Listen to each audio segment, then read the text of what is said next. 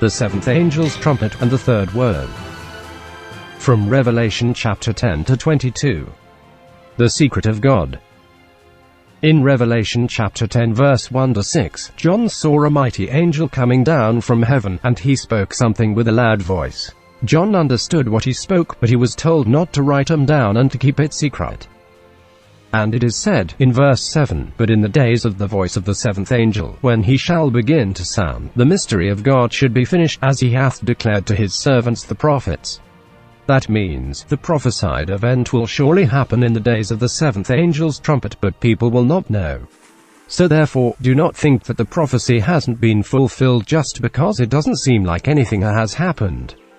From verse 8, he explains to John what the secret is concerning about. The angel asked John to eat the little book. It was first sweet in his mouth, but later it became bitter in his belly. And he asked John to prophesy again. So we can see that the little book was a book on prophecy, and it will give a hope to God's people at first, but the hope will turn into a despair later. And this story of the little book continues in the chapter 11. Revelation chapter 11. The time of the most holy place. An angel asked John to measure the temple of God, and the altar, and the people who are worshipping in the temple. So it seems like John was asked to measure the physical size of the temple and the altar. But the angel also asked him, "But the court which is without the temple leave out, and measure it not, for it is given unto the Gentiles, and the holy city shall they tread under foot 42 months. So what John was asked to do was to recalculate the prophetic days given to the temple and the altar, and the people of God. We know that this is about the tabernacle, the sanctuary system, because it mentioned about the altar and the courtyard. The tabernacle has 3 sections, the outer court, the holy place, and the most holy place. The altar was in the courtyard. The verse has said that the courtyard represents the 42 months that was given to Gentiles, which is the 1,260 years of the time of trouble. And the altar symbolizes the sacrifice of Jesus on the cross. The prophecy that is specifically concerning about the cross of Jesus, the courtyard, and the sanctuary is the 2300-year prophecy written in Daniel chapter 9. Therefore what John was asked to do, was to measure the 2300-year prophecy. But it was confirmed in verse 2, that the calculation of the 42 months is correct. As I explained about the 2300-year prophecy in detail, in the Daniel chapter 11 video, the only way of finding out the starting time of the 42 month, is calculating backward from the end of the 2300 years, through the 1335 year, and the 1290 year calculation. So if the 42 month calculation is correct, then the 2300 year calculation is also correct. But we should notice that John was also asked to measure the people who are worshipping in the temple. The 2300-year prophecy does not have a specific prophetic time period set to the people. So we can see that the meaning of measuring the people should be evaluating how the people understood about the prophecy, especially about what is going to happen at the end of the 2300 years, because it is about the time of the 7th trumpet. This is the secret of the little book of Revelation chapter 10. This secret begins to unravel from verse 19. "And the temple of God was opened in heaven, and there was seen in his temple the ark of his testament, and there were lightnings, and voices, and thunderings, and an earthquake, and great hail." Revelation chapter 11 verse 19. The temple of God, where the ark of the covenant is placed, is the most holy. In the Moses sanctuary system, the most holy place was separated from the holy place by the curtain, and only the high priest could enter the place once a year. Therefore the opening of the temple of God and the seeing the ark of the testament mean the opening of the door to the most holy place. So we can see that the people John was asked to measure were worshipping in the holy place in the temple, not in the most holy place. And the temple that John should measure was also the holy place only, and the prophetic time period that the temple represents ends at the end of the 2300 years. To emphasize to separate the holy and the most holy places when we apply this prophecy, the events described in Revelation chapter 11 verse 1 to 14 are separated as the second woe, and the events of the 7th trumpet as the third woe. The second woe is past, and behold, the third woe cometh quickly. Revelation chapter 11 verse 14. Therefore the secret of the little book of chapter 10 was that the end of the 2300 years is not the end of the prophetic time represented by the temple, but it is the start of the era of the most holy place. But the people of God didn't know that. and had bitter experience, described in Revelation chapter 10 verse 10, and in Daniel chapter 11 verse 35. And I took the little book out of the angel's hand, and ate it up, and it was in my mouth sweet as honey, and as soon as I had eaten it, my belly was bitter. Revelation chapter 10 verse 10. And some of them of understanding shall fall, to try them, and to purge, and to make them white, even to the time of the end, because it is yet for a time appointed. Daniel chapter 11 verse 35. The 2 olive trees, and the 2 candlesticks. Revelation chapter 11 verse 4 mentioned about the 2 olive trees and the 2 candlesticks. Concerning the olive tree, Zechariah chapter 4 verse 11 to 14 said, Then answered I, and said unto him, What do these 2 olive trees upon the right side of the candlestick, and upon the left side thereof? And I answered again, and said unto him, What be these 2 olive branches which through the 2 golden pipes empty the golden oil out of themselves? And he answered me and said, Knowest thou not what these be? And I said, No, my Lord. Then said he, These are the 2 anointed ones, that stand by the Lord of the whole earth. Zechariah asked what these 2 olive trees and the olive branches meant. The answer was that these are the 2 anointed ones, that stand by the Lord of the whole earth. The 2 anointed ones that can stand by the Lord of the whole earth, the Lord of the Alpha and Omega, are the words of God, the Bible, the Old and the New Testaments. The 2 candlesticks are not related to the 7 lamps of Zechariah chapter 4, because the 7 lamps, which are the eyes of the Lord, which run to and fro through the whole earth, are not directly connected to the 1260 year of Revelation chapter 11 verse 3. So the 2 candlesticks should represent the 2 churches among the 7 churches described in Revelation chapter 1. The 7 churches. Among the 7 churches of Revelation chapter 1, the last church, the Laodicea church, represents the time period from the end of the 2,300 years, which was 1844, until the time of Jesus' second coming, because it is the 7th and the last church. The 6th church is the Philadelphia church. To this church Jesus was introduced as he that hath the key of David, he that openeth, and no man shutteth, and no man openeth. Therefore the Philadelphia church represents the time period that ends in 1844, the year that the door to the most holy place was open. The Philadelphia church was complimented and rewarded.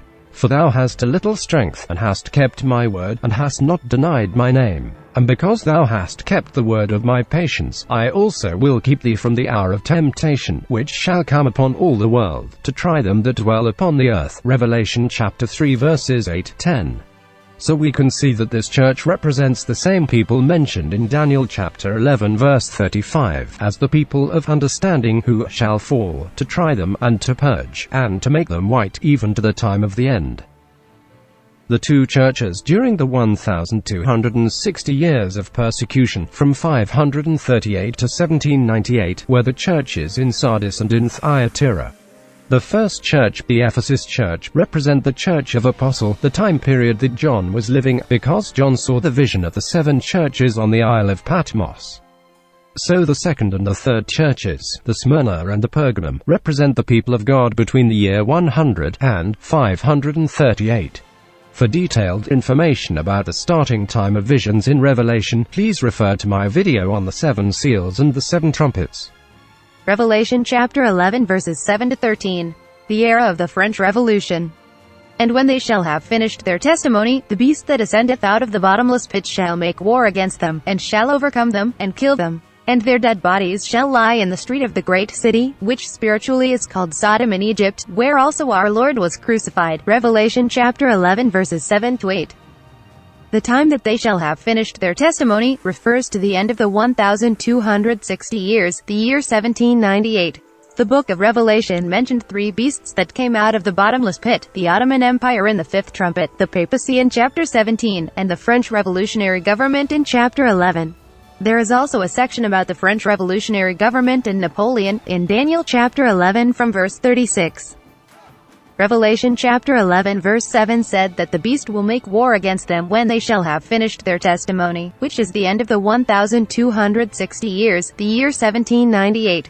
But historically the French Revolution started from 1789, 10 years earlier. This is not a mistake. In Daniel chapter 11, the prophecy about the French Revolution was divided into 2 sections. The first section, from verse 36 to 39, introduced the characteristics of the French Revolution, and the second section, from verse 40 to end of the chapter, prophesied about what Napoleon Bonaparte will do from the year 1798. Revelation chapter 11 also uses the same method, using 1798 as the sync point of the French Revolution, to line up the time to the Daniel 11's prophecy. This approach can easily avoid the possible confusion when finding out the identity of the beast, because there are other beasts that also came out of the bottomless pit. The one in the fifth trumpet, and the one in Revelation chapter 17. It can also reversely clarify who he and the king of the north of Daniel chapter 11 verse 36 and 40 is. And this beast shall overcome them, and kill them. And their dead bodies shall lie in the street of the great city, which spiritually is called Sodom in Egypt, where also our Lord was crucified. Revelation chapter 11 verses 7 to 8. Spiritually, Sodom symbolizes atheism and Egypt symbolizes paganism. The place spiritually Jesus was crucified was on this entire world. And so the events that happened in France during the French Revolution were also described as if they happened in the entire world. The French Revolution persecuted the two witnesses for a political reason, not for religious reasons, so it was described as the actions of the atheistic Sodom and pagan Egypt. And that's why the place was also described as where Jesus was crucified, because from a Roman standpoint, the crucifixion of Jesus was a political action. Another reason why it was compared to the time of Roman Empire, is to imply that the newly emerging beast in Revelation chapter 12 and 13 is spiritually connected to the French revolutionary government, as the pagan Roman Empire was connected to the papal Holy Roman Empire. And they of the people and kindreds and tongues and nations shall see their dead bodies 3 days and a half, and shall not suffer their dead bodies to be put in graves. Revelation chapter 11 verse 9. The 3.5 days, in verse 9, refers to the period from November 21, 1793, when a religious ban was imposed, to June 17, 1797, when the Religious Freedom Act was passed. And the same hour was there a great earthquake, and the 10th part of the city fell, and in the earthquake were slain of men 7,000, and the remnant were affrighted, and gave glory to the God of heaven. Revelation chapter 11 verse 13. Because city, in verse 13, refers symbolically to the entire world, the 10th part of the city symbolically refers to one of the 10 nations of the world. The 10 nations represent the 10 horns of Daniel 7, and thus one of the 10 horns, France, was symbolized as the 10th of the city. Because this city is a symbolic term, the earthquake also has a symbolic meaning. The terms earthquake and the 3.5 days were to compare these events to the crucifixion and resurrection of Jesus. The 3.5 days the two witnesses were dead are compared to the 3 days when Jesus was in the grave after the crucifixion, and the earthquake was compared to the earthquake happened on the day of the resurrection. And the seventh angel sounded, and there were great voices in heaven, saying, The kingdoms of this world are become the kingdoms of our Lord, and of his Christ, and he shall reign forever and ever. Revelation chapter 11 verse 15. The year that the seventh angel sounded was 1844, when 2,300 years ended. From this time on, the works of judging the dead, giving awards to the saints, and destroying the wicked began, following the order. To start the works, the temple of God was opened in heaven, and there was seen in his temple the ark of his testament, and there were lightnings, and voices, and thunderings, and an earthquake, and great hail. Revelation chapter 11 verse 19. The era of the most holy place and the time of atonement began. And I beheld, and heard an angel flying through the midst of heaven, saying with a loud voice, Woe, woe, woe to the inhabitants of the earth by reason of the other voices of the trumpet of the 3 angels, which are yet to sound. Revelation chapter 8 verse 13. After the events of the 5th angel's trumpet, in Revelation chapter 8 verse 13, an angel said that there will be 3 more woes coming with 3 angels' trumpets. And Revelation chapter 9 verse 1 to 12 stated about the events that belong to the first woe and the 6th trumpet. So it looks like the woe and the trumpet are connected to the same events. But if you continue to read until chapter 11, you'll see the woe and the trumpet are not the same. The woe includes other events besides the events included in the trumpet. The 6th trumpet was just about the Ottoman Empire, but the second woe was also about the little book and the French Revolution of Revelation chapter 10 and 11, in addition to the event of the 6th trumpet. The time period for the 5th trumpet was from July 27, 1299 to July 27, 1449. The 6th trumpet was from July 27, 1447 to August 11, 1840. But the event of the little book and the French Revolution continued beyond the year 1840. But what is important is that, despite both the fifth and the sixth trumpeter about the Ottoman Empire, these two trumpets were divided into different groups, dividing the fifth trumpet into the first woe and the sixth trumpet into the second woe. This tells us that the way how the trumpet divides events and how the woe divides events are different. Trumpet divides events by the nature or content of the incidents, and the woe divides events according to the time the incidents took place. That's why the second woe could include all the events happened during the given period of time, including the events belong to the sixth trumpet. Revelation chapter 11 verse 14 proclaimed the end of the second woe. And from verse 15, the time of the seventh trumpet and the third woe began. With the proclamation of the coming of the new era of the seventh trumpet, the elders introduced God as which art and wast and art to come, the God of the Alpha and Omega, the God of time, who will judge the death, reward his people, and destroy the evils. And the temple of God was opened in heaven, and there was seen in his temple the ark of his testament, the law of God that the trial will be conducted by. The dead mentioned here are not just about the wicked, because it didn't say that all the saints and the servants, the prophets, should be living at that time. And it said that there is a time that will destroy those who destroy the earth, the wicked, after the judgment. Moses went to heaven after his death, and when Christ was resurrected, many were resurrected and ascended to heaven with him. So the dead were not just the wicked but all the people who died. That means the judgment will be on all the people who have lived in the past and are living in the present. And after that, the righteous will finally receive the reward and the wicked will be destroyed. Because we don't know the nature of time, we believe that the righteous who have lived in the past will go to heaven first, and those who are living now will go to heaven later. We assume that God is also under the limitation of the one-dimensional time like us, so we believe that, even for God, those who lived before us should exist before us, and they should be saved before us. To solve this misunderstandings, the Bible has proclaimed that the God, which art and wast and art to come, the God of the Alpha and Omega, who is omnipresent in time and space, will precede the judgment. The seventh time period. As I explained in detail in the End Time Prophecies video, the prophetic events that belong to the seventh hour are designed to be fulfilled twice, once in the past and once in the future. The reason why the prophecies of the seven seals and the seven trumpets could be folded into the past and the future, was because the seven seals belong to the time of the seventh church, and the seven trumpets belong to the time of the seventh seal. This shows that in the seventh hour, things that belong to multidimensional times can occur. Like this, the seventh time shows the nature of God as the Alpha and Omega, and that's why God proclaimed the seventh day as his time, when God created the heaven and the earth. The events that belong to the seventh trumpet and the third woe. Revelation chapter 12 briefly explained the history from the time that Satan was thrown down to the earth to the time of the seventh trumpet, and introduced some other events that happened toward the end of the 1260 years. In Revelation chapter 12 verse from 13 to 17, Satan persecuted the woman, the people of God, for 1260 years, and the woman flew away to the wilderness. When Satan realizes that he cannot get rid of this woman, he returns in anger and reappears to fight the woman's remaining offspring. In this section, there are new two events that have never appeared before. The events that the wilderness helps the woman, and the appearance of the remnant of her offspring, symbolizing God's last church. And the earth helped the woman, and the earth opened her mouth, and swallowed up the flood which the dragon cast out of his mouth. And the dragon was wroth with the woman, and went to make war with the remnant of her seed, which keep the commandments of God, and have the testimony of Jesus Christ. Revelation chapter 12 verse 16 to 17. The seventh trumpet sounded after the earth, and the remnant of her seed were prepared. Keeping the commandments of God and having the testimony of Jesus Christ shows the identity of his last church. And the earth, the wilderness, tells us where the events of the seventh trumpet will begin.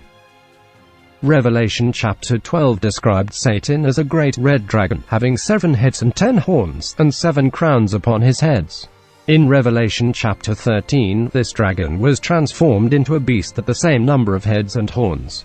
And in Revelation chapter 17, these two beasts, the red dragon and the beast, were combined into a scarlet-colored beast. In Revelation chapter 13 verse 5, the beast was also given 42 months. So we can see that the prophecy of chapter 13 also went back to a certain time point of the past, and returned back to the starting time of the seventh trumpet. as chapter 12 did. Verse 6 said, "During the 42 months, for 1,260 years, the beast opened his mouth in blasphemy against God, to blaspheme his name, and his tabernacle, and them that dwell in heaven." So Revelation chapter 13 verse from 1 to 6, and the chapter 12 verse 1 to 6, are in parallel, talking about the same events. And from verse 7, it talks about what is going to happen after that. And it was given unto him to make war with the saints, and to overcome them, and power was given him over all kindreds, and tongues, and nations. And all that dwell upon the earth shall worship him, whose names are not written in the book of life of the Lamb slain from the foundation of the world. If any man have an ear, let him hear. He that letteth into captivity shall go into captivity, he that killeth with the sword must be killed with the sword. Here is the patience and the faith of the saints. Revelation, chapter 13 verse 7 to 10. It looks like it is also about the 1260-year persecution, but it is not. The 1260-year persecution happened in Europe during the Middle Ages. It was not a global event. The time of trouble, the verse 7 to 10 described, involves every tribe, people, language, nation, and all inhabitants of the earth. So we can see that it refers to the war that the dragon and the remnant of her offspring will fight, mentioned in Revelation chapter 12 verse 17. About this time of trouble, and about the book of life of the Lamb, Daniel chapter 12 verse 1 wrote, "And at that time shall Michael stand up, the great prince which standeth for the children of thy people, and there shall be a time of trouble, such as never was since there was a nation even to that same time, and at that time thy people shall be delivered, every one that shall be found written in the book." So the book, mentioned in Daniel chapter 12 verse 1, is the book of life of the Lamb, and it is about the time of the trouble that will come at the end of the world. And the saints refers to the remnant of her offspring, and the patience and the faith of the saints refer to keeping the command of God and having the testimony of Jesus written in Revelation chapter 12 verse 17. Therefore the events written in Revelation chapter 13 verse 7 to 10 will occur after the seventh trumpet is sounded. "And I beheld another beast coming up out of the earth, and he had 2 horns like a lamb, and he spake as a dragon. And he exerciseth all the power of the first beast before him, and causeth the earth and them which dwell therein to worship the first beast, whose deadly wound was healed." Revelation chapter 13 verse 11 and 12. In verse 11, another beast that has 2 horns came out of the earth. In chapter 12, the earth appeared as the refuge for the woman, so we can expect that the earth will become the new beast sometime after the seventh trumpet is sounded. Therefore the prophecies in Revelation chapter 13 could be divided into 2 groups, the ones that repeating like those belong to the 7th time period, such as the prophecies of the 7 seals and the 7 trumpets, and the ones that not repeating and will only occur after the 7th trumpet is sounded. The prophecies in Revelation chapter 13 verse 1 to 6 are the ones that belong to the time of the 7th trumpet, and they will fulfill twice, before and after 1844. And the prophecies from verse 7 only belong to the 3rd woe, and will fulfill once after 1844. So after 1844, these 2 groups of prophecies will fulfill side by side in layers. Revelation chapter 12. "And there appeared a great wonder in heaven, a woman clothed with the sun and the moon under her feet, and upon her head a crown of 12 stars. Revelation chapter 12 verse 1. In verse 1, a woman who clothed with sun appears, and in verse 6, she fled into the wilderness for 1,260 years. And verse 5 said, she brought forth a man-child, who was to rule all nations with a rod of iron, and her child was caught up unto God, and to his throne. This man-child clearly refers to Christ. So the woman in verse 1 represents the church of God that was when Jesus was on this earth, which is the church in Ephesus of Revelation chapter 2. The 12 stars are the 12 disciples of Jesus. The sun and moon, which are to be for signs, and for seasons, and for days, and years, are to show that this church belonged to God of Alpha and Omega. "And there appeared another wonder in heaven, and behold a great red dragon, having 7 heads and 10 horns, and 7 crowns upon his heads. And his tail drew the 3rd part of the stars of heaven, and did cast them to the earth. And the dragon stood before the woman which was ready to be delivered, for to devour her child as soon as it was born." Revelation chapter 12 verse 3 and 4. In verse 3 and 4, a red dragon appeared in heaven and attempted to kill Jesus, as the story that is written in Matthew chapter 2. This dragon had 7 heads and 10 horns, and 7 crowns on his heads. I am going to explain about this in detail later. Verse 7-12 briefly explained the history what happened in heaven before Satan was thrown down to the earth. And when the dragon saw that he was cast unto the earth, he persecuted the woman which brought forth a man-child. And to the woman were given two wings of a great eagle, that she might fly into the wilderness, into her place, where she is nourished for a time, and times, and half a time, from the face of the serpent. And the serpent cast out of his mouth water as a flood after the woman, that he might cause her to be carried away of the flood. And the earth helped the woman, and the earth opened her mouth, and swallowed up the flood which the dragon cast out of his mouth. And the dragon was wroth with the woman, and went to make war with the remnant of her seed, which keep the commandments of God, and have the testimony of Jesus Christ. Revelation chapter 12 verse 13-17. When the dragon persecutes the woman were given 2 wings of eagle and fled to the wilderness, and stay there until the 1260 year of the persecution is over. It described the wilderness as her place, to imply that this place will become the hometown for the last church. Wilderness is opposite of the water. According to Revelation chapter 17 verse 15, the water represents the people, multitudes, nations, and tongues. So wilderness represents a place that does not have many people, nation, and languages, a place that is uninhabited and undeveloped. The place that was uninhabited during the 1260 years and founded by the religious refugee from Europe and is symbolized by eagle, is United States of America. Then the dragon became furious with the woman and went off to make war on the rest of her offspring, on those who keep the commandments of God and hold to the testimony of Jesus. And he stood on the sand of the sea. Revelation chapter 12 verse 17. When, by the end of 1260 years, the Holy Roman Empire had collapsed, the Pope was captured by Napoleon's army and killed in prison, and the United States was founded for religious freedom. The dragon became furious and stood on the sand of the sea, between Europe and America, to wage war against the rest of her offspring. This shows that the last church of God, the Laodicean church, will be started in this state. Because the one who persecuted during the 1260 years was not a pagan group, but was the papacy, the Bible didn't just say that the last church is a Christian church but said that it is the church that keeps commandments of God and have the testimony of Jesus. Revelation chapter 13. I saw a beast coming out of the sea. It had 10 horns, 7 heads, and 10 royal crowns on its horns. On its heads were blasphemous names. The beast that I saw was like a leopard. Its feet were like bear's feet, and its mouth was like a lion's mouth. The dragon gave it his power, his throne, and complete authority. Revelation chapter 13 verse 1 and 2. The King James Version detached the words, stood upon the sand of sea, from verse 17 of chapter 12, and added them to verse 1 of chapter 13, and interpreted them as if John was standing on the sand. It is a misinterpretation. Here, the sand does not refer to the place between the sea and the earth geographically, but refer to both the historical time and the geographical place between the times and places that the sea and the earth represent. Therefore it is very important to clarify who is standing on the sand. And there is no reason for John to stand there at that point, in context. If John had to do so, then it would have been clearly explained, as Revelation chapter 17 and Daniel 8 did. Revelation chapter 12 described the stories about the woman, clothed with sun, and the red dragon, as the wonders occurred in heaven. The story of the woman began with planning the salvation in heaven through the birth and death and the resurrection and ascension of Christ. And the woman went through the 1260 years of persecution, and reached the end of the 2300 years. And on the last verse of chapter 12, as the end of her story, the church on the earth finally appears as the rest of her offspring. The story of the red dragon also began with the story of Satan's rebellion in heaven. And the dragon persecuted the woman for 1260 years until the end of the 2300 years.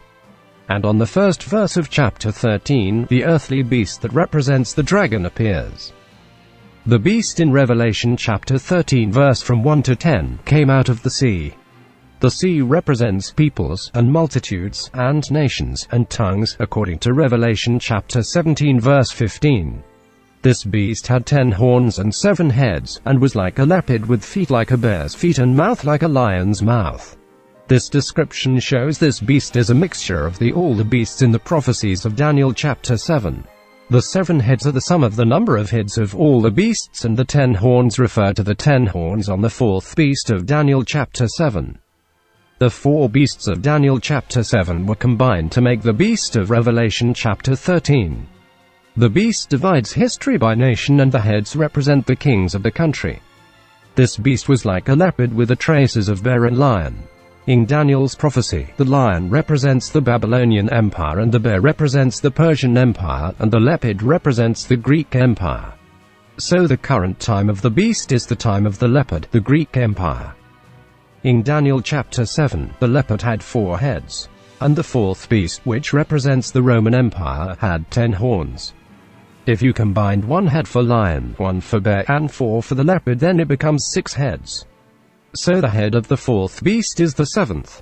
So the 10 horns of the beast of Revelation chapter 13 must be on the 7th head. But the 10 horns do not refer to the kings of the Roman Empire. Daniel chapter 2 verse 41, 42 and 44 said, "Then there will be a fourth kingdom, as strong as iron. Just as all things are broken to pieces and shattered by iron, so it will shatter and crush everything. The feet and toes that you saw, made partly of potter's clay and partly of iron, represent a divided kingdom. It will still have the strength of iron, in that you saw iron mixed with clay. During the reigns of those kings, the God of heaven will set up a kingdom that will never be destroyed, nor its sovereignty." So the 10 horns are the kings of the kingdoms that the feet and the toes represent, which will rise after the Roman Empire. Based on the territory of the West Roman Empire, since 476, these 10 kingdoms were Ostrogoth, Visigoth, Frank, Vandal, Angles, Saxon, Burgundians, Alemanni, Suevi, Basques, and Byzantine Empire. As it was predicted in Daniel chapter 7 verse 20, after 3 kings who believed in Arianism were destroyed, the Western Europe once again was placed under the control of the papacy and later became the Holy Roman Empire. That's why the 10 horns were on the head of the fourth beast. One of his heads that was wounded. And I saw one of his heads as it were wounded to death, and his deadly wound was healed, and all the world wondered after the beast. And they worshipped the dragon which gave power unto the beasts, and they worshipped the beast, saying, Who is like unto the beast? Who is able to make war with him? And there was given unto him a mouth speaking great things and blasphemies, and power was given unto him to continue 42 months. And he opened his mouth in blasphemy against God, to blaspheme his name, and his tabernacle, and them that dwell in heaven. Revelation chapter 13 verse 3-6. The 7 heads of this beast represent the kingdoms of each age. The former kingdom was conquered by the next kingdom. The first head, the Babylonian Empire, was destroyed by the second head, the Persia, and the Persian Empire was destroyed by Greece. But one of his heads was not completely destroyed and replaced by the next one. It were wounded to death, but his deadly wound was healed. That country was the Western Roman Empire, which seemed completely dead by Odoacer, but was resurrected as the Holy Roman Empire. Europe after Clovis. In 751, Pope Zachary had Pepin crowned king of the Franks, and later, Pope Stephen II granted Pepin the title patrician of the Romans. In return, in 754 and 756, Pepin marched into Italy and defeated the Lombards, and took control of northern Italy.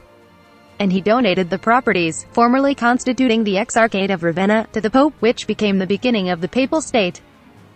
His eldest son, Charles the Great, Charlemagne, became the first recognized emperor to rule from Western Europe, since the fall of the Western Roman Empire. This expanded Frankish state is called the Carolingian Empire. Charlemagne became the king of the Franks in 768, and in 774, the king of Lombards. From this time on, the kings of the Frankish Empire also received the crown of Lombardy. Charlemagne legalized the Sunday as the day of worship. And in 785, when the king of the Saxons was baptized and signed a peace treaty with Frank, Europe once again became an empire under one religion. On December 25, 800, Charles the Great signed an agreement with the Pope and was crowned as the Emperor of the Romans. He was the first non-Roman person who became the Emperor of the Romans. After he died, the Kingdom of Frank was divided into 3 sections, West, Middle, and East. Later the East Frank becomes Germany and the West becomes France. When the Italian king invaded the Papal State, the Pope, with the power of Otto of East Frank, defeated the King of Italy, and crowned Otto, the Emperor of the Holy Roman Empire. On December 2, 1804, Napoleon Bonaparte received a golden laurel and a crown of Charlemagne on his coronation. And in Milan, in May of the following year, he was also crowned King of Italy and received the Iron Crown of Lombardy. The golden laurel symbolizes the king of the Roman Empire, Charlemagne's crown symbolizes the king of the Frankish Empire, and the Iron Crown symbolizes the king of Lombardy. These three kingdoms were the territory of the Holy Roman Empire. So Napoleon, when he ended the Holy Roman Empire, actually became the emperor of the Holy Roman Empire.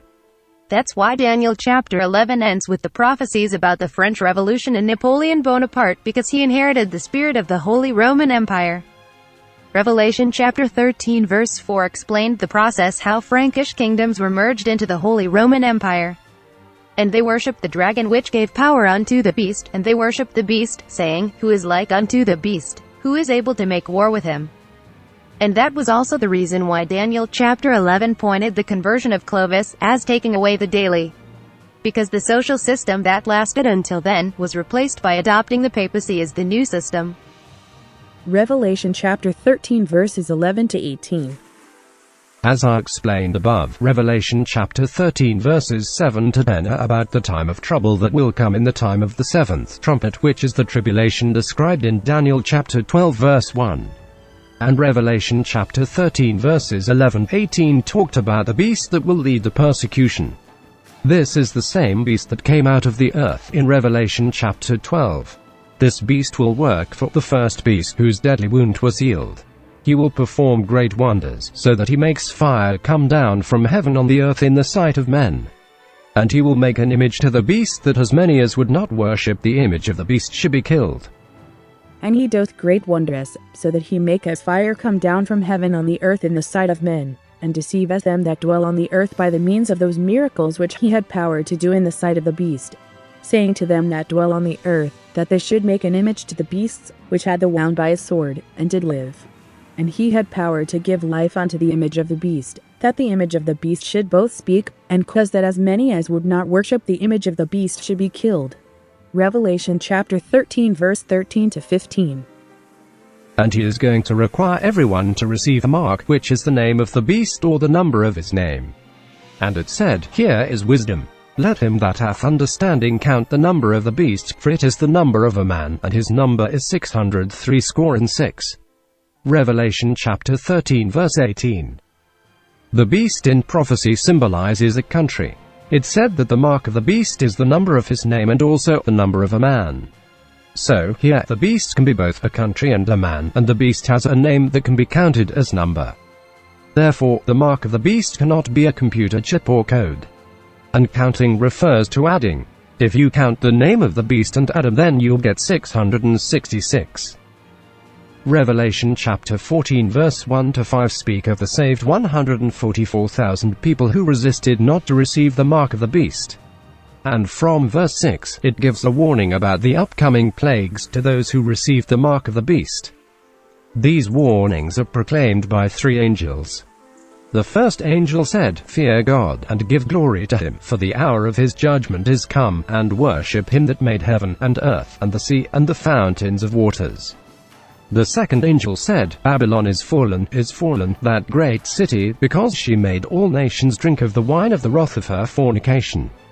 And the third angel said, If any man worship the beast and his image, and receive his mark in his forehead, or in his hand, the same shall drink of the wine of the wrath of God, which is poured out without mixture into the cup of his indignation, and he shall be tormented with fire and brimstone in the presence of the holy angels, and in the presence of the Lamb. And verse 12 reveals the identity of God's people, that they are who keep the commandments of God, and the faith of Jesus. The mark of the beast is the opposite of keeping God's commandments and the faith of Jesus, and worshipping God as the Creator. That shows that the mark of the beast has something to do with the 10 Commandments, the creation, and the faith of Christ. Therefore the mark of the beast is related to what those three things have in common. Because Revelation chapter 14 and 15 first mentioned about the scene of the saved people in heaven, and then the three angels' messages and the 7 plagues, it seems like saving God's people precedes the 3 angels' messages or the 7 plagues. But if you read Revelation chapter 7, we can see that it is not. Verse 3 said, Hurt not the earth, neither the sea, nor the trees, till we have sealed the servants of our God in their foreheads. And verse 9 said, These are they which came out of great tribulation, and have washed their robes, and made him white in the blood of the Lamb. Therefore we can see that those who have been sealed are also the ones that went through the great tribulations and the plagues. Each time the background of the revelation changed, John stated, after this thing, not to indicate that the revelation was in order with the revelation that followed, but rather to indicate that the space of the time of the preceding revelation and the space of the time of the next revelation are different. John received these revelations in the space of multi-dimensional time, moving one space to the other, so he used the words after this, or why saw, to separate each event into different time-space so that the things of the past and the future can be grouped according to their needs in context. Before John saw the prophecy of the 7 plagues, he saw the saved ones standing on the glass shore and testifying about the plagues. And they sing the song of Moses the servant of God, and the song of the Lamb, saying, Great and marvelous are thy works, Lord God Almighty, just and true are thy ways, thou King of saints. Who shall not fear thee, O Lord, and glorify thy name?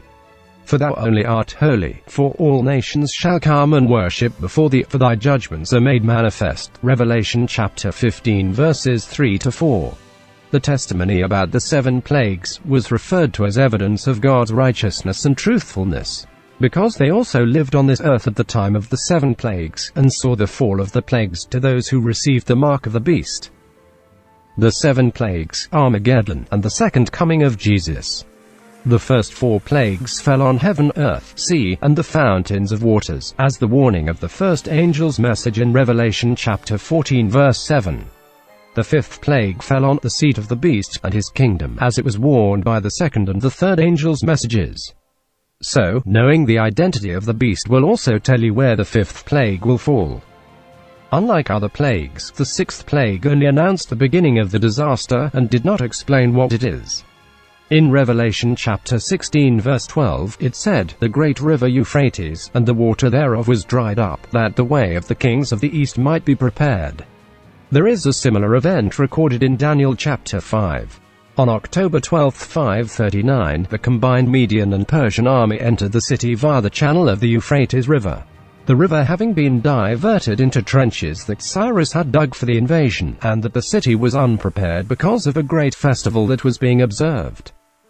Therefore drying up the Euphrates River indicates that the time has come for Babylon to be destroyed, and the Median and Persian force symbolizes the allied force of the kings of the east that will come to destroy the Babylon. When this alliance of kings of the east is formed, the beast also will form an alliance to confront him through political religious people who are described as his false prophets in verses 13 and 14. John declares that Christ's second coming is imminent in the middle of explaining the Armageddon war. So, the great day of God Almighty in verse 14 refers to the day of his second coming. But because the Bible said that nobody knows the day of Christ's second coming, it simply means that this war leads to the day of the second coming of Jesus. Armageddon is known as the Megiddo Hill, now the Israeli port city of Haifa. In this area is Mount Galmel, where the prophets of Elijah and Baal from the Old Testament met. Because the Armageddon region has nothing to do with the river Euphrates, the drying up the Euphrates River symbolically indicates that Babylon was judged to be destroyed. The word Armageddon is used to mention that this war would not be a mere territorial conquest, but a war of the judgment as in which the prophets of Elijah and Baal were confronted. As the wars that used in the judgment of the 7 trumpets were actual wars between nations, the Armageddon war will also be an actual war. And as the nations in the 7 trumpets had nothing to do with God's people, the nations that will participate in the Armageddon war would not be related to God's people either. As Revelation chapter 17 verse 16 described, And the 10 horns which thou sawest upon the beast, these shall hate the whore, and shall make her desolate and naked, and shall eat her flesh, and burn her with fire. And the description about the 6th plague is continued in chapter 17 to 19. In the 7th plague, there were voices, and thunders, and lightnings, and there was a great earthquake, such as was not since men were upon the earth.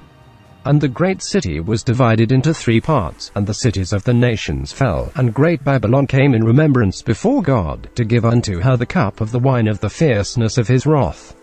And Christ will return to the earth in this time. Revelation chapter 17.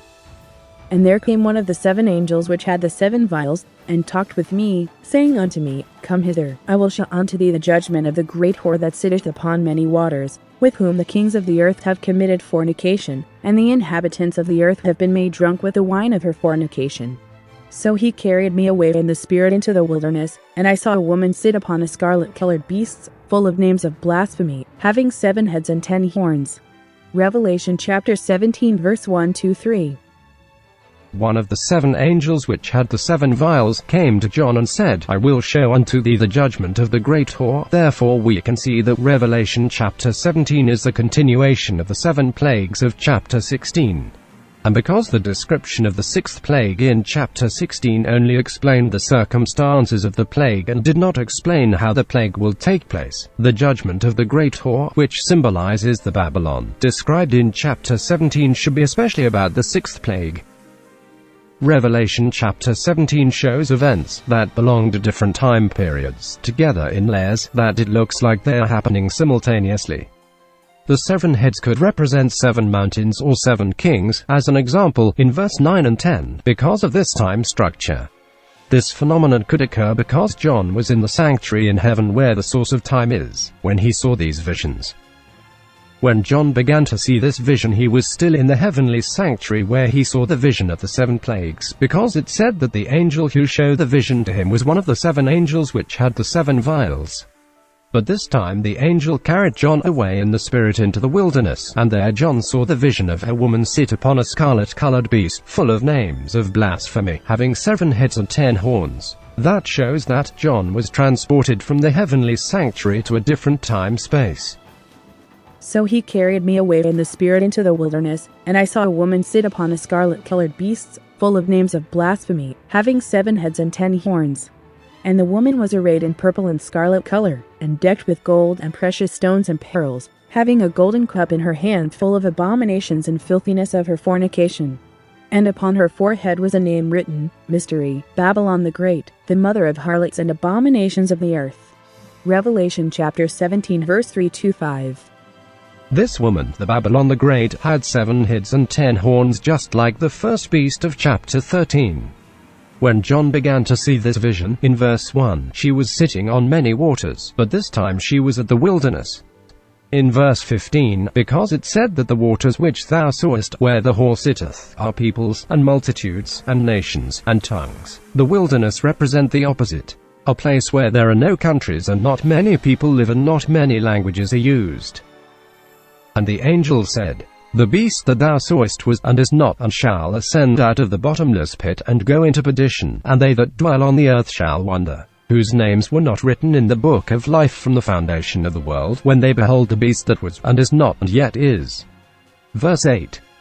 For this explanation alone, we cannot know what the beast is. So the angel explains the meaning in a way that is understandable. And here is the mind which hath wisdom. The 7 heads are 7 mountains, on which the woman sitteth. And there are 7 kings. 5 are fallen, and one is, and the other is not yet come, and when he cometh, he must continue a short space. And the beast that was, and is not, even he is the 8th, and is of the 7, and goeth into perdition. And the 10 horns which thou sawest are 10 kings, which have received no kingdom as yet, but receive power as kings 1 hour with the beast. These have one mind, and shall give their power and strength unto the beast. Revelation chapter 17 verse 9-13. The first clue as to the identity of the beast is that the 7 heads are the 7 mountains on which the woman sits. Since the 7 heads are symbolic terms that refer to actual 7 mountains, there should be a place that can be called 7 mountains. We can find the place on the 7 hills of Rome. But if the place that the wilderness refers to was the place of time that the Roman Empire was flourished, it would not have been described as a wilderness. Therefore, this place belongs to Rome, but it was the time that the Rome had not yet flourished. This coincides with the description of Daniel chapter 8 that the little horn that represents the Roman Empire came out from one of the locations of the 4 horns, the 4 kingdoms of the Greek Empire divided after Alexander's death. Therefore the he-goat waxed very great, and when he was strong, the great horn was broken, and for it came of for notable ones toward the 4 winds of heaven. And out of one of them came forth a little horn, which waxed exceeding great, toward the south, and toward the east, and toward the pleasant land. Daniel chapter 8 verse 8 and 9. This time period also coincides with the time of the first beast of Revelation chapter 13, which had a body of leopard that represents Greek Empire. Therefore it is clear the wilderness represents the Greek Empire period. But the wilderness also symbolizes a place that has not yet been developed, so we can see that, at this time, this place was not under the influence of the flourished Greek politics and culture. So the wilderness represents the place of a Roman region of Italy toward the end of the Greek Empire. Because this beast is a compositive representation of the prophecy of Daniel chapter 7, the heads and the number of heads should be interpreted according to Daniel chapter 7 also. Therefore, the 7 heads represent Babylon, Persia, 4 kingdoms of Greek Empire, and Roman Empire. The 5 that have fallen are Babylon, Persia, and 3 kingdoms of Greek Empire. In general, the Greek Empire was annexed to Rome in 146 BC. But the Seleucid Empire continues until 63 BC. The kingdom of Ptolemy in Egypt lasted until 30 BC, the time of Cleopatra, and then merged into Rome. So the last of these 4 kings is the kingdom of Ptolemy. Therefore, Revelation 17's wilderness is the time between when Seleucus began to perish, 187 BC, to Emperor Augustus, 27 BC, when Rome became an empire.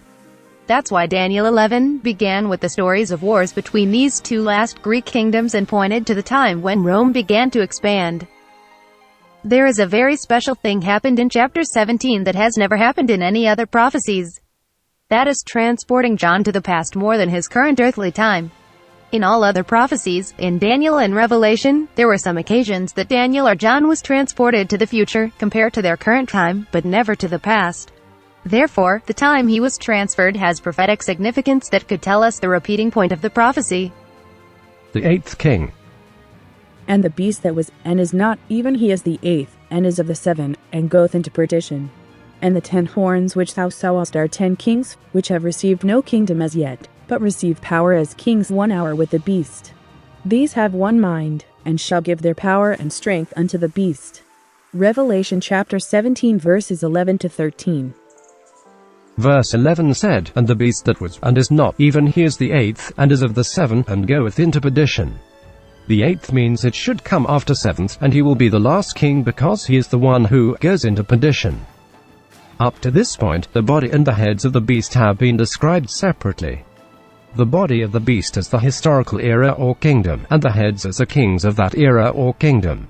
But interestingly, here, the beast itself is described as the 8th king that will come after the 7th, without separating the symbolic meanings the body and the head represent. And it said, he is of the 7, which means it came out of one of the 7 heads, just like the 10 horns that were on the head of the 4th beast, in Daniel chapter 7. And because the 4th beast of Daniel chapter 7 was the Roman Empire, the 10 horns on the beast of the Revelation chapter 17 should also be on the head that symbolizes the Roman Empire, which is the 7th head. And for the same reason, the 8th king should belongs to the 7th head, the Roman Empire. Therefore the 8th king is the one that the fatal wound had been healed, described in Revelation chapter 13, and he is also the one described as a little horn that came up among the 10 horns in Daniel chapter 7. That is the papacy. There were many emperors in the Roman Empire, but they were represented by one head. But the 4 kingdoms of the Greek Empire were represented 4 heads because they were actually independent kingdoms. The 10 horns of the 7th head represent different kings, but they were represented by horn, not head, because they did not have independent power as seen in the power struggle between kings and lords in medieval feudalism. But, in chapter 17, the beast itself was represented as the 8th king, and it said that there is a woman sitting on the beast to describe the very special connection between the Holy Roman Empire and the papacy. Daniel chapter 11 mentioned about the glorious land twice, in verse 16 and 41. In both of the cases, it was not to tell us that the glorious land, Jerusalem, should represent God's people, nor it is the center of the prophecy. In verse 16, it was mentioned to give us an additional hint to identify who the new king of the north is by indicating him as the one who conquered Jerusalem. In verse 41, it was mentioned as the destination Napoleon Bonaparte marched into, but it was not to destroy or to rule Jerusalem, but just to repel the Syrian army that coming to rescue Egypt from him. So we can see that the glorious land in these verses has nothing to do with God's people. And in Daniel chapter 11, the only reference to the people of God is in verses from 32 to 35, which is about what they will experience during the 1260 years of persecution, and there is no mention about the glorious land. And in Daniel chapter 12, the people of God was described as the wise, and there is no mention of the glorious land either. In the reference about God's last church recorded in Revelation chapter 12, the people of God were described as those who came out of the 1260 years of persecution, and who keeps the commandments of God and have the testimony of Jesus. Jews do not believe in Jesus, so they cannot be the people who have the testimony of Jesus. So the glorious land mentioned in Daniel chapter 11 cannot represent the people of God. And the woman which thou sawest is that great city, which reigneth over the kings of the earth. Revelation chapter 17 verse 18. And he cried mightily with a strong voice, saying, Babylon the great is fallen, and is become the habitation of devils, and the hold of every foul spirit, and a cage of every unclean and hateful bird. Revelation chapter 18 verse 2. Revelation chapter 17 verse 18 defines the woman that's sitting on the beast as the great city that reigns over the kings of the earth, and Revelation chapter 18 verse 2 said that the great city, Babylon, is fallen. So the beast that was refers to Babylon. The reason why the eighth king, the papacy, and the first king, Babylon, were grouped as an identical force is because they were the ones that persecuted God's people. The Babylonian Empire destroyed the Judea and Jerusalem, and the papacy persecuted the people of God during the medieval ages. In 70 AD the Roman Empire completely destroyed Jerusalem, but Rome was not included as one of them because 70 AD was the time after the Jews lost their right as God's chosen people.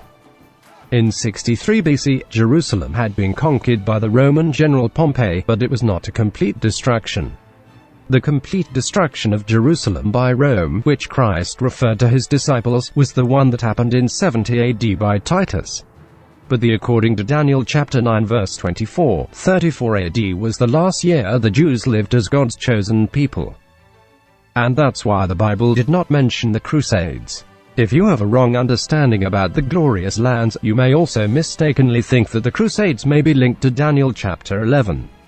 Especially because at the Third Crusade, the king of the Islamic army, who fought King Richard of England, was Saladin, who was the Sultan of Egypt. So, if you strongly believe that Egypt should always be the king of the south, you might think so even more. But Daniel chapter 11 didn't mention anything about the crusade to tell us that Jerusalem, the physical place, has nothing to do with the identity of God's people. Why is it explained as the eighth king? Revelation chapter 17 verse 11 said, The beast who once was, and now is not, is an eighth king. Here, the eighth means, it is after the seventh. But John didn't see the eighth head. The beast John saw had only 7 heads. So we can see that this vision is in the 2 different time layers. Up to the 7th head this beast belongs to the time of the 7th trumpet, and from the 8th head this beast belongs to the time of the 3rd woe, and that's why John couldn't see the 8th head. And as I mentioned above, the 2 beasts of Revelation chapter 13 are also divided into these 2 different time zones. That shows us that the history up to the 7th head will happen 2 times, once in the past and once in the future, from 1844, but the history that belongs to the 8th head will happen just once after 1844. In chapter 13, the beast that had 7 heads was in the time zone of the 7th trumpet, and the beast that 2 horns was in the time zone of the 3rd woe. And the beast that had 7 heads of chapter 13 and the beast of chapter 17 are the same one. Then, the beast that had 2 horns in chapter 13 and the 8th king of chapter 17 are identical one. Which means, the beast with 2 horns will become the body of the beast when it becomes the time of the 8th head. And because the history of the beast from the time of the 6th head will happen again in after 1844, when it repeats, the times of the beast and the beast with the 8th head will overlap. But because the repeating beast and the 8th king are actually the same one, when it repeats, it will be the 8th king that will do the things that the beast did. In other words, when the history of Daniel chapter 11 repeats, there will be just one king of the north for the entire prophecy, and the beast with 2 horns of Revelation chapter 13 will be the king of the north. That means, the beast with 2 horns will be the modern Holy Roman Empire. Therefore, when the prophecy is repeated, only the contents of the prophecy will be repeated. There will be no changes of the country. It will be the 8th king who will repeat the history that is predicted in the prophecy. And the 8th king is the one that the fatal wound had been healed, so the prophecy about the head getting wounded and healed will not be repeated. And because of the same reason, the prophecy about the 10 horns and a little horn will not be repeated either. But the rest of the prophecies in Daniel chapter 11, and the prophecies of the 7 seals and the 7 trumpet will repeat completely. The connection between Daniel and Revelation. In Daniel chapter 2, the golden head of the statue that King Nebuchadnezzar saw in his dream represented Babylon, the silver chest and arms Mede Persia, the bronze belly and thighs Greece, and the legs of iron represented Roman Empire. The feet made with iron and clay represented the kingdoms of medieval Europe after the fall of the Western Roman Empire and the people that would not be easily united. And in Daniel chapter 7, there is another reason why the era of the feet was described as the mixture of the clay and iron that used to represent the Roman Empire. Daniel chapter 7 described the same kingdoms using beasts, and the sum of the number of the heads of each beast were 7, just like the number of the heads of the beast of Revelation chapter 13 and 17. Babylon was symbolized by a lion. Mede-Persian was symbolized by a bear that was raised up on one of its side and has 3 ribs in his mouth. Raising up on one side indicates that Persia was stronger than Mede, and the 3 ribs refer to Lydia, Babylon, and Egypt that conquered by Persia. Greece was symbolized by a leopard that has 4 heads and 4 wings of a bird. The wings of a bird symbolizes the rapid conquest of Alexander the Great, and the 4 heads represent the 4 divided kingdoms after the death of Alexander. The Babylonian Empire was represented by 1 head even though it had more than 1 kings. The Mede-Persian alliance was indicated by the bear raised on one side but it just had 1 head. So the 4 heads of the leopard are not to indicate that the Greek Empire was exactly divided into 4, but to say that these are the strongest 4 kingdoms that are independent among all other divisions. The 4th beast had large iron teeth and 10 horns, and it was the last beast. So the 10 horns are the ones that the feet of iron and clay represents. And 3 of these 10 horns were pulled out and a little horn came out. The 10 horns are the kingdoms that arose in Europe after the fall of the Western Roman Empire, and the 3 horns that were pulled out were the 3 kings, Vandals, Ostrogoth, and Odoacer, who believed in Arianism. And the little horn represents the papacy, the force behind of eliminating the 3 kings. In Daniel chapter 8, Daniel saw the vision in a special way. He said, in the 3rd year of King Belshazzar's reign, in my vision I saw myself in the citadel of Susa in the province of Elam. In the vision I was beside the Ulai Canal. Because he specifically mentioned that he had seen himself in Susa, you can see that where he began to see the prophecy was Babylon, not Susa. And he said that the place he was in the vision was beside the Ulai Canal, not Susa. That means, to see the vision, he was physically transported to Susa. Susa was in the Persian region, and there he saw the vision about the war between Persia and Greece. Therefore, it shows that Daniel was not just transported to a different place but also to different time, the time of the Persian Empire. In verse 3 it said, I looked up, and there before me was a ram with 2 horns, standing beside the canal, and the horns were long. One of the horns was longer than the other but grew up later. Because Daniel was transported to the time and space of the Persian Empire, we know that this ram represents Persia. The ram had 2 horns and one of the horns was longer than the other, just like the bear raised on one side, in Daniel chapter 7, which represented the unequal alliance of Media and Persia. And it said that the longer one grew up later than the first one, because before Persia consolidated the Median Empire, Persia was under the control of Media. And it said that the ram charged toward the west and the north and the south. The west from Persian Empire was Babylon, the north was Lydia and the south was Egypt. And a goat that represents the Alexander's Greek Empire appeared. It had a prominent horn between its eyes that represents Alexander the Great, and it came from the west, crossing the whole earth without touching the ground. But the large horn was broken at the height of its power, and in its place 4 prominent horns grew up toward the 4 winds of heaven, which represent the 4 Greek kingdoms divided after Alexander's death. In chapter 7, after it mentioned about the leopard, the 4th beast that represents the Roman Empire was mentioned. But chapter 8 didn't mention another beast to represent the Roman Empire, but instead, it just talked about another horn. And to make it clear that this horn represent the Roman Empire, it described the location where he came from and which direction he expanded his territory. Out of one of them came another horn, which started small but grew in power to the south and to the east and toward the beautiful land. Daniel chapter 8 verse 9. This country started on the west and was expanded to the south, east and toward the beautiful land. The beautiful land represents Jerusalem, so the south should refer to Egypt and the east should refer to Greece because these regions were under control of the Greek Empire. Therefore it is clear that another horn represents Rome. And verses 10 and 11 said, "And it waxed great, even to the host of heaven, and it cast down some of the host and of the stars to the ground, and stamped upon them. Yea, he magnified himself even to the prince of the host, and by him the daily sacrifice was taken away, and the place of his sanctuary was cast down." The prince of the host refers to Christ, and some of the host and of the stars represent Jesus' disciples and believers. Taking away the daily sacrifice refers to Rome crucifying Jesus that ended the service and the function of the Moses' earthly sanctuary system. And casting down the place of his sanctuary refers to the destruction of Jerusalem by Titus. And the same story seems to be repeated in verses 12 to 14, but it is not. This time, the daily something continued until that time was taken away by reason of transgression, which means a religious sin. Not like the daily in verse 11 that was taken away by non-religious reason. And verse 13 and 14 said that this vision concerning the daily will continue until the end of the 2,300 years. And in Daniel chapter 12 verses 11 and 12 said that there will be 1,335 years from the time that the daily was taken away to the end of the 2,300 years, which was from the year 508, as I explained this in Daniel 11 video. Therefore, it is clear that the daily in verse 11 and the daily in verse 12 are not the same one. These two different daily were explained in Daniel chapter 9 verse 27. Concerning the first daily it said that, "He shall confirm the covenant with many for 1 week, and in the midst of the week he shall cause the sacrifice and the oblation to cease." And concerning the second daily it said that, "For the overspreading of abominations he shall make it desolate, even until the consummation, and that determined shall be poured upon the desolate." Please refer to my Daniel chapter 11 video for detailed explanation.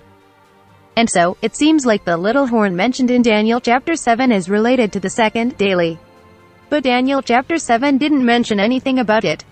So we can see that taking away the daily is not what the little horn will do, but it will be the act of building the little horn. The following chart shows how Daniel's prophecies are systematically organized and presented. The following comparison of Daniel chapter 8 and chapter 11 shows how closely and accurately these two parts are connected.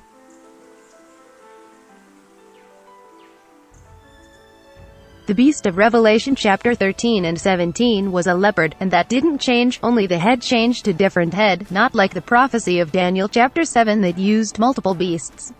This describing method was consistent with that of Daniel chapter 8 and 11.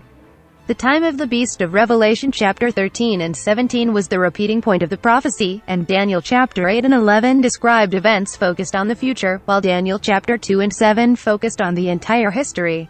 This shows that prophecies in Revelation chapter 13 and 17 and Daniel chapter 8 and 11 are closely related.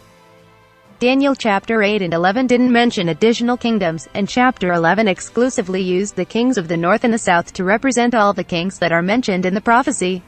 This shows that when the prophecy is repeated there will be only one kingdom that will play all the roles of the history, from the period that the last period of the Greek Empire represent, to the end of the world. This king of the north will be the beast of the 8th head. And the prophecies that are not included in the prophecies of Daniel chapter 8, 11, Revelation chapter 13 and 17 will not be repeated, such as the prophecy about the fall of the 3 horns in Daniel chapter 7. The mark of the beast and the daily. In Revelation chapter 13, the beast that had 2 horns like a lamb made an image to the beast, which had the wound by a sword and did live. And he had power to give life unto the image of the beast, that the image of the beast should both speak, and cause that as many as would not worship the image of the beast should be killed. Verses 14 and 15. These things are not legally possible in a democratic country. Since the beast mentioned here is a religious force, the religious freedom law must be abolished for this to be possible. Once such a law is established, the country is no longer a democratic country. And because it is described as the image of the beast, it would be based on the doctrine of the beast. This act will be the taking away the daily, mentioned in Daniel's prophecy, which means abolishing what has been continuing. Most of the Bible translations translated the daily as daily sacrifice, adding sacrifice, but that is not in the original Bible. The Great Whore and the 8th King. The beast of Revelation chapter 13 and 17 had 7 heads, but there is only one beast. But to identify the 8th king, the Bible used the word beast. The beast that once was and now is not, as if there were multiple beasts. So we can see that it was not counting the beast but was counting the heads, using the heads to identify the beast in each historical state. Revelation chapter 17 verse 7 said that, "I will explain to you the mystery of the woman and of the beast she rides, which has the 7 heads and 10 horns." But chapter 17 did not really explain who the woman is, except introducing the 8th head. That shows that this 8th head and the woman are identical. But to reveal each historical state of the beast, the Bible used the 7 heads. The first head symbolized Babylon, the second head symbolized Persia, and the third, fourth, fifth, and sixth heads symbolized Greece. The reason how each head could symbolize a country is because the sum of the heads of all the beasts in Daniel 7 was also 7, which shows that these two prophecies refer to the same historical events. But Revelation chapter 17 said, the 8th king was of the 7, and it is the 8th king. So, logically it should be the 8th head, and there should be the beast that has the 8th head. But nowhere in Daniel and Revelation mentioned the beast that had the 8th head, except here. That shows us that the 8th head and the beast has the 8th head are not the same country. This is why chapter 17 especially featured the woman, the whore, and defined the 8th head as the woman. Because she was not directly connected to the beast, not like the head that is physically connected to the beast. Therefore it became clear that the 8th head is the papacy and the beast of the head was the Holy Roman Empire.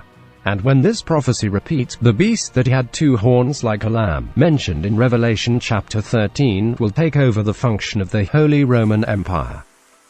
The judgment of the beast. Revelation chapter 17 verses 12 to 14 said, "The 10 horns you saw are 10 kings who have not yet received a kingdom, but who for 1 hour will receive authority as kings along with the beast. They have one purpose and will give the power and authority to the beast. They will wage war against the Lamb, but the Lamb will triumph over them because he is Lord of lords and King of kings." Revelation chapter 19 verses 11 to 21 also talked about the war of the 10 horns and the beast against Christ in more details. Revelation chapter 19 verse 14 said, "The armies of heaven were following him, riding on white horses and dressed in fine linen, white and clean." And verses 19 to 21 said, "Then I saw the beast and the kings of the earth and their armies gathered together to wage war against the rider on the horse and his army. But the beast was captured, and with it the false prophet who had performed the signs on its behalf. With these signs he had deluded those who had received the mark of the beast and worshipped its image. The 2 of them were thrown alive into the fiery lake of burning sulfur. The rest we killed with a sword coming out of the mouth of the rider on the horse, and all the birds gorged themselves on their flesh." The judgment of the great whore. Before the judgment of the beast and the kings of the earth, there will be the judgment on the great whore first. And interestingly, it will be done through the beast and the 10 horns. In the 5th and the 6th trumpets in Revelation chapter 9, the judgment was processed through the beast came out of the bottomless pit, the Ottoman Empire, to punish the Eastern Roman Empire. And in Revelation chapter 11, the French revolutionary government, which was also described as a beast that came out of the bottomless pit, was used to give judgment on the papacy and the Holy Roman Empire. But after the judgments were finished, the Ottoman Empire and the French revolutionary government were eventually judged by God and we destroyed. A similar thing happened in the judgment of the great whore. Revelation chapter 17 verse 16 and 17 said, "The beast and the 10 horns you saw will hate the prostitute. They will bring her to ruin and leave her naked. They will eat her flesh and burn her with fire. For God has put it into their hearts to accomplish his purpose by agreeing to hand over to the beast their royal authority, until God's words are fulfilled." The beast mentioned in verse 16 is not the 8th head, it refers to the body of the beast that has the 8th head. The beast and the 10 horns will work for the woman for a while, until the time when they finally realize that they are judged by God by the 7 plagues. And they will hate the woman and prepare a war against her. That is the war of Armageddon mentioned in the 6th plague. The whole world will be divided into 2 allies, and the woman and the allies who are on the side of the woman will be completely destroyed. The entire chapter of Revelation chapter 18 talked about the war of Armageddon and the 7 plagues. After it has declared that Babylon the Great is fallen, verses 8 to 10 proclaim that, "Therefore shall her plagues come in one day, death, and mourning, and famine, and she shall be utterly burned with fire, for strong is the Lord God who judgeth her." And the kings of the earth, who have committed fornication and lived deliciously with her, shall bewail her and lament for her, when they shall see the smoke of her burning, standing afar off for the fear of her torment, saying, Alas, alas, that great city Babylon, that mighty city, for in 1 hour is thy judgment come. About the judgment of the woman, Revelation chapter 19 verse 2 wrote that, For true and righteous are his judgments, for he hath judged the great whore, which did corrupt the earth with her fornication, and hath avenged the blood of his servants at her hand. And about the judgment of the beast, Revelation chapter 19 verse 20 said, And the beast was taken, and with him the false prophet that wrought miracles before him, with which he deceived them that had received the mark of the beast, and them that worshipped his image. These both were cast alive into a lake of fire burning with brimstone. In the prophecy, beast symbolizes a country, and a country itself cannot be put into hell. So the ones that will be put into the lake of fire will be the leaders, people and the false prophets who took part in deceiving people to receive the mark of the beast. And Revelation chapter 17 verse 15 said that the waters the prostitute was sitting refer to peoples, multitudes, nations, and languages. And the woman was sitting on the beast that has 7 heads that symbolize the entire history of the earth. So, the judgments of the prostitute and the beast and false prophets involve not only those who will be living on the last days but everyone who has ever lived since the beginning of the earth history. And in Revelation chapter 19 verse 7 said, Let us be glad and rejoice, and give honor to him, for the marriage of the Lamb is come, and his wife hath made herself ready. Verse 14 said, The armies which were in heaven followed him, Jesus, upon white horses, clothed in fine linen, white and clean. And verse 6 said, The fine linen is the righteousness of saints. Therefore the marriage of the Lamb refers to the second coming of Jesus, also mentioned in Matthew chapter 22 and 26. That's why John said that, I saw heaven opened, in verse 11. Therefore, we can see that casting the evils into the lake of fire, mentioned from verse 15, will happen at the time of the second coming of Jesus.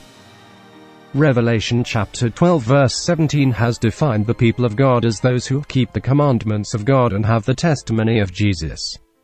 And Revelation chapter 19 verse 10 added the explanation what the testimony of Jesus is, to help us to recognize who the people of God is. And I fell at his feet to worship him. And he said unto me, See thou do it not, I am thy fellow servant, and of thy brethren that have the testimony of Jesus worship God, for the testimony of Jesus is the spirit of prophecy. Color of horses and the 7 seals. By looking at the white horse mentioned in chapter 19, you might think that the color of the horses in the 7 seals could indicate the spiritual state of the horses, but it is not. The horses in the 7 seals and the white horse in chapter 19 have nothing to do with it. Zechariah chapter 6 verses from 1 to 8 mentioned about 4 chariots in the order of red, black, white, and dappled horses, and said that these are the 4 spirits of heaven going out from standing in the presence of the Lord of the whole world, in verse 5. And verses 6, 8 explained where these horses went in the order of black, white, dappled, and powerful horses that refer to the red ones. Therefore, the color of these horses do not represent the level of the spirituality of the horses. They represent the spirits of heaven standing in the presence of God. Therefore, the color of the horses mentioned in the prophecy of the 7 seals do not represent the spiritual state of the horses. The second coming of Jesus and the second death. At the time of the second coming of Jesus, the beast and the kings, and their armies will be captured and killed, as recorded in Revelation chapter 19 verses 19 to 21. And on the same day the dragon will be captured and imprisoned in the bottomless pit for 1,000 years, as Revelation chapter 20 verse 1 to 3 described. On that day, the people of God who were dead will be resurrected, that is called the first resurrection. But the rest of the dead will not live again for 1,000 years. And after that they will be resurrected again to be judged and to die again, which is called the second death. In Revelation chapter 20 verses 7 to 9 said, And when the 1,000 years are expired, Satan shall be loosed out of his prison, and shall go out to deceive the nations which are in the 4 quarters of the earth, Gog and Magog, to gather them together to battle, the number of whom is as the sand of the sea. And they went up on the breadth of the earth, and compassed the camp of the saints about, and the beloved city. The beloved city refers to Jerusalem. So the actual time the New Jerusalem will come down to the earth, which is recorded in Revelation chapter 21 verse 2, will be at the end of the 1,000 year. In verses from 4 to 13, there were a people at the throne of God, who were given authority to judge, and they judged the dead according to the books that were opened, according to their works. And after the 1,000 years finished, from verse 13, the dead will be resurrected and be sentenced, and will be killed by the fire that comes down from God. According to the order of the events that will happen from the time of the second coming of Jesus, we can see that the description that the dead were standing in front of the throne to be judged in verse 12 does not mean that the wicked are actually in heaven. It is just a figurative expression describing the process of the judgment. And the reason why the coming down of the New Jerusalem was mentioned in Revelation chapter 21 verse 2, not following the time order, is to emphasize that God will dwell with them. The lake of fire and the completion of the judgment. Revelation chapter 19 verse 20 and 21 said that the two of them, the beast and the false prophets, were thrown alive into the fiery lake of burning sulfur. The rest we killed with a sword coming out of the mouth of the rider on the horse, and all the birds gorged themselves on their flesh. But, as I mentioned above, beast represents a country, and a country cannot be put into the lake of fire, so casting the beast in the lake of fire is a symbolic expression. And casting the false prophets into the lake of fire is also a symbolic expression, because casting only the false prophets that are living at the time of the second coming of Jesus is meaningless, and is not a complete destruction. In Revelation chapter 20 verse 8, Satan prepares a war against Jesus and the saints, with all the wicked people who were resurrected at the end of the 1,000 year. At that time fire will come from heaven and will devour them. So, we can see that this is the time that the wicked will be finally put into the lake of fire, and it will be the complete destruction. But also this is the time that the people and the leaders of the country that represented by the beast and the false prophets will be put into the lake of fire. The reason why it said in chapter 20 verse 10, as if, when the devil was put into the lake of fire, the beast and the false prophets had been already there, is to explain the nature of the fire. According to verse 9, the time that the fire came down from heaven was the time that the wicked and Satan marched across the breadth of the earth and surrounded the camp of God's people, the New Jerusalem. And the place was on this earth, which means the earth will become the lake of fire, the hell. But the Bible proclaimed 3 times that the earth and the heaven will be completely gone forever. When it was proclaimed at the 3rd time, the confirmation was included. For these words are true and faithful. And I saw a great white throne, and him that sat on it, from whose face the earth and the heaven fled away, and there was found no place for them. Revelation chapter 20 verse 11. And I saw a new heaven and a new earth, for the first heaven and the first earth were passed away, and there was no more sea. Revelation chapter 21 verse 1. And he that sat upon the throne said, Behold, I make all things new. And he said unto me, Write, for these words are true and faithful. Revelation chapter 21 verse 5. Therefore the wicked will be punished by the fire according to the sentence, and when the judgment is over, the lake of fire will be extinguished, and the hell will be completely destroyed.